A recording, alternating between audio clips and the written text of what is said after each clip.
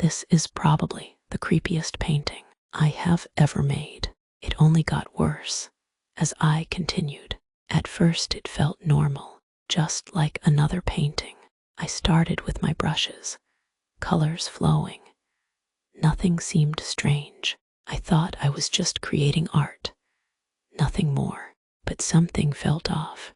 A shadow in the corner of my eye, a shape that wasn't there before. Then I noticed something. He wasn't just a painting anymore.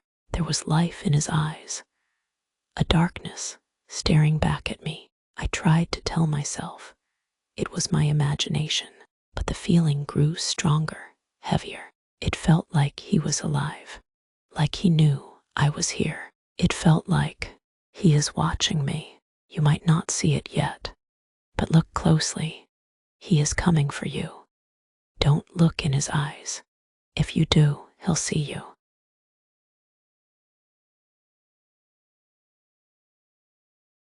The room feels colder. The walls feel smaller.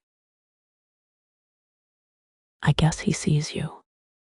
I shouldn't have done that. Now we all are going to the abyss. Vecna was just the messenger. The real monster is far worse. Something older, darker.